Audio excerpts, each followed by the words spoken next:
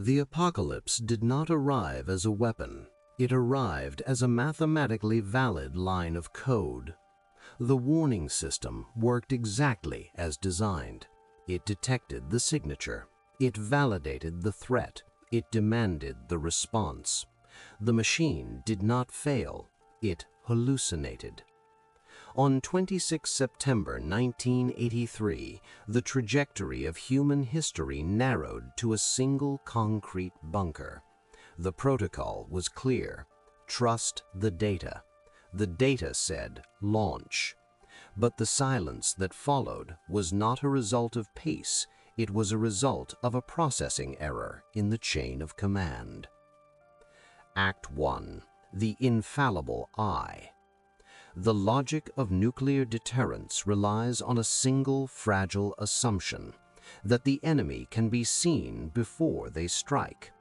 By 1983, visibility was no longer handled by human eyes, it was handled by the Oko satellite constellation.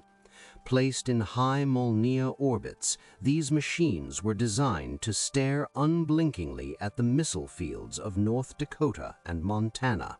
They did not capture video, they captured thermal data. The sensors were calibrated to detect the specific infrared signature of a solid-fuel rocket motor igniting against the cold background of the Earth. The system was binary. There is no heat, or there is heat. There is peace, or there is launch. The system was not designed to think, it was designed to transmit. Speed was prioritized over nuance, because in the calculus of a first strike, every second of verification is a second lost from the retaliation window. If the satellite sees the signature, the logic assumes the signature is real. To code for doubt is to code for delay, and delay in 1983 was indistinguishable from death. The machines were trusted because they were objective. They had no politics, they had no fear. They simply measured inputs. But inputs can be mimicked, and sensors, no matter how advanced, do not see context, they only see light. On this night, the geometry of the solar system aligned in a way that the code had not predicted. The sun, the clouds, the satellite, a precise coincidental line of sight. The machine looked down at the clouds, and it saw fire. The ground station was Serpukhov 15, a secret command bunker south of Moscow. The date was 26 September 1983. The facility was the nerve center of the Soviet early warning network. Its purpose was not to fight the war. Its purpose was to confirm that the war had started. At 0040 hours, the main siren broke the silence. On the main display, the background turned red. A single word flashed in the center of the screen: start, launch. The system reported a single intercontinental ballistic missile inbound from the United States. The interface at Serpukhov 15 was not designed for ambiguity. It was a grid of illuminated panels representing the orbital layers of the Soviet defense network. Level 1, the Oko satellites. Level 2, over-the-horizon radar. Level 3, anti-ballistic missile batteries. When the start command flashed, it triggered a hardwired sequence in the bunker's infrastructure. The hum of the air filtration changed pitch, switching to positive pressure to keep out radioactive fallout. The lighting shifted from standard operations to emergency combat power. These were not decisions made by the staff. They were automatic reflexes of a machine that was already tightening its muscles for impact. The physical environment of the room was confirming the lie before a single human word was spoken. The duty officer stood up. His function in the chain was procedural: receive the alert, verify the technical status, relay to the general staff. The timeline for this sequence was less than 30 minutes. But the relay did not happen. The protocol encountered friction. The system claimed a launch, but the parameters were contradictory. The logic of a first strike is total saturation. To initiate a war with a single missile is strategic suicide. The screen showed a single point of light. This was not a strategy, it was a statistical aberration. The officer held the phone. The machine demanded escalation. The anomaly demanded pause. The data stream was severed at the input source. He reported a system malfunction. The room exhaled. The sirens stopped. For a moment, the crisis appeared to be a technical glitch, and then the sirens screamed again. The system updated. Not one missile, two, then three, then four, then five. The screen illuminated the bunker in a wash of crimson light. Missile attack confirmed.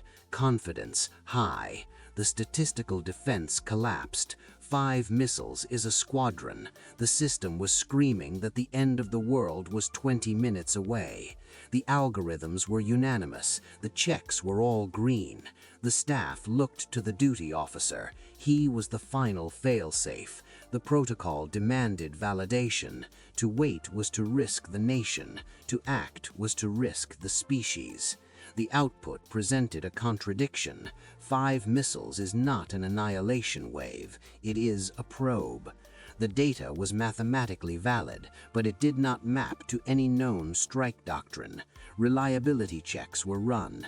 They came back negative for faults. According to the computer, the system was healthy. According to the computer, the missiles were real.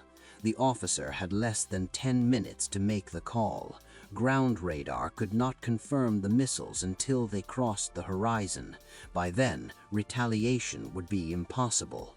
The phone rang. It was headquarters, demanding a status report. The officer lifted the receiver. The system told him he was a dead man walking. The screen flashed start. He opened his mouth, and a variable was introduced that the code had not anticipated. The human component lied. The officer spoke 2 words into the line: false alarm. He did not have authorization to make that determination. He did not have evidence to support it. He hung up the phone. The phone line was not just a communication channel. It was a physical link to the perimeter system, known in the West as Dead Hand. This secondary network was designed to function autonomously. If the general staff was neutralized, or if communication with the Kremlin was severed, Perimeter would interpret the silence as a confirmed decapitation strike.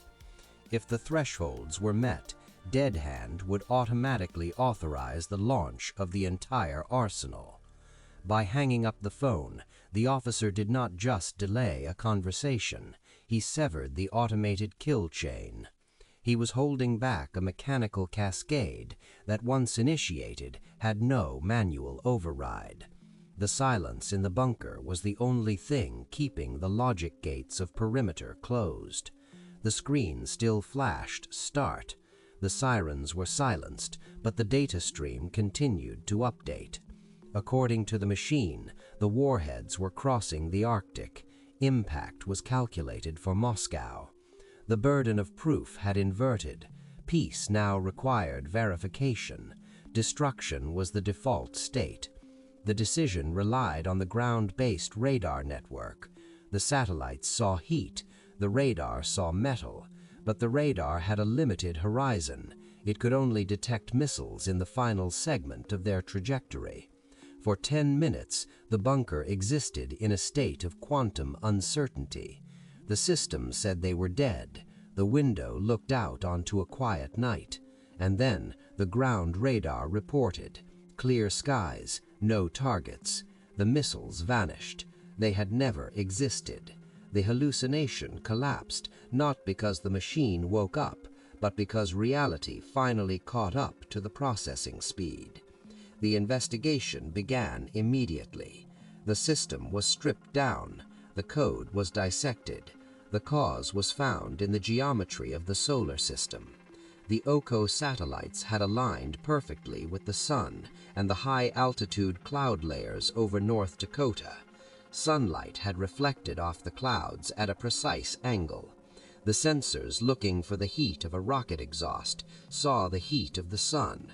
The algorithms filtered for stationary noise, but the clouds were moving.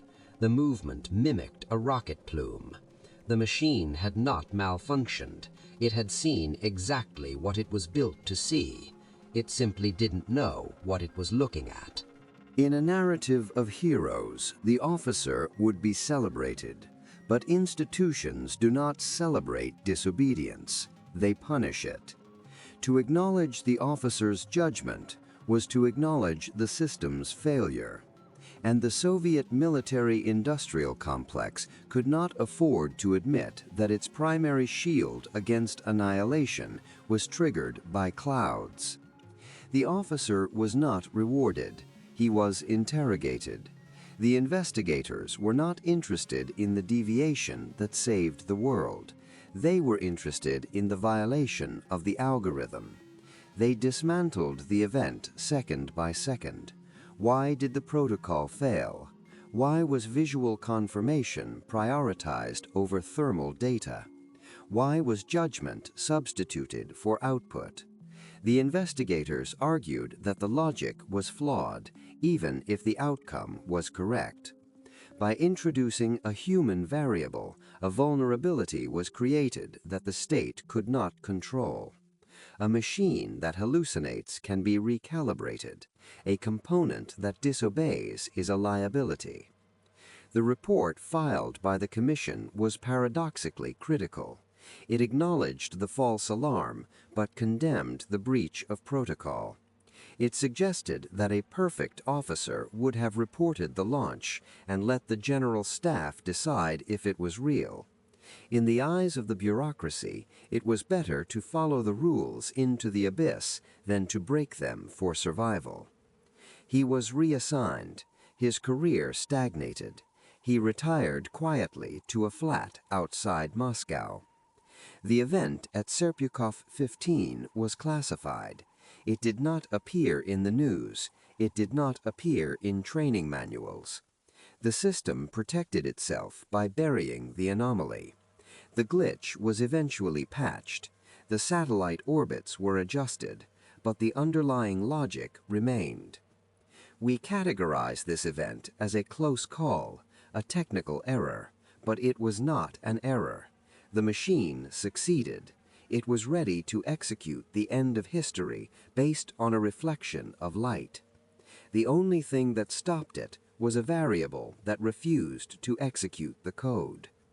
The terrifying truth of that night is not that the system broke, it is that the system worked. We survived because of a glitch in the chain of command. The glitch was corrected. The chain remained intact. The exception was erased.